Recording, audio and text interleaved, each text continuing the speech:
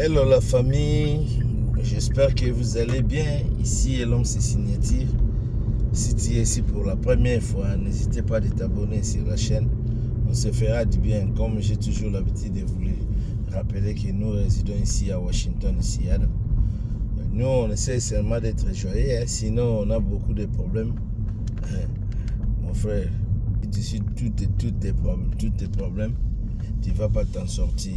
Des fois, il faut s'en foutre, quoi. Ndenge le vieux père azalaka bomoni ngai wana nga moko yo wana na ye nano kosala cope nasomba immeuble omoni building wana bazotekela nga building wana nalingi nasomba building oyo po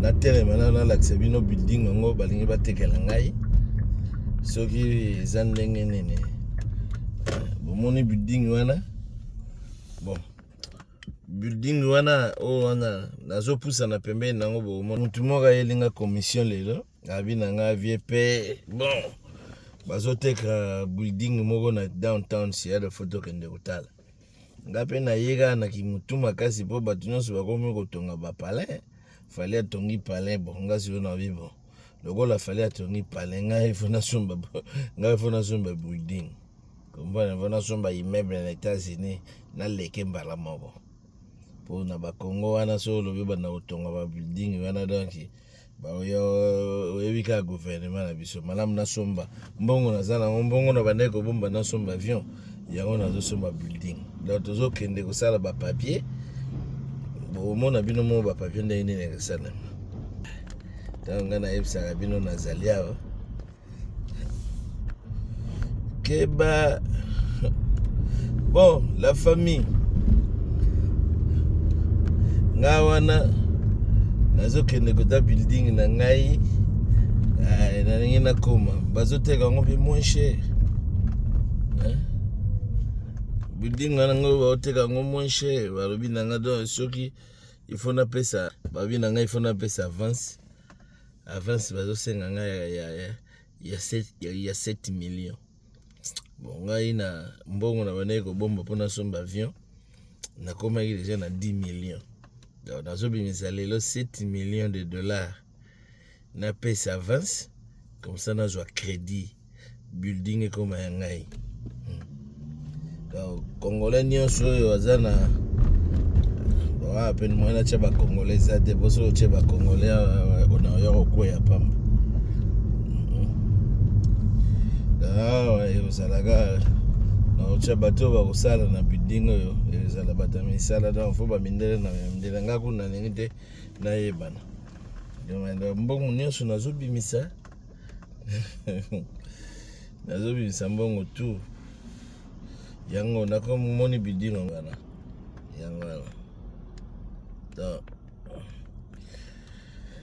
nazokoma kuna tosala mikanda ba papier ndenge ezalaka kaka. Tout est possible à celui qui croit. Ce qu'on croit, au monde a c'est comme possible. Ce qu'on croit, on a obéi sur là, vous voyez déjà que on a eu au sommet building. Pour le monde internet, il y a un bâtiment sur la gaïe, ndaga fali. Là c'est bon ndaga fali. Vous voyez que nasomba building oyo ya ba vitre omoni building ngo yango wana nazotelema wana tokende tosala ba papier voilà tosala ba papier nyonso esila enfin sur tout aussi ba papier bon nakomi déjà building ngo voilà building ngo yango oyo na nazokota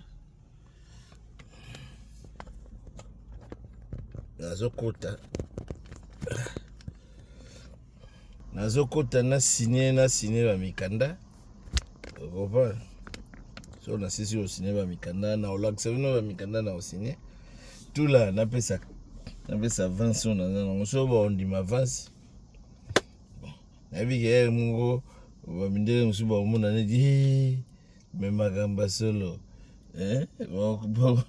Bon, il y a une transaction, ça m'a l'air demain. Peut-être dans 2-3 jours, tu aussi ça m'a gambutu. Vous comprenez?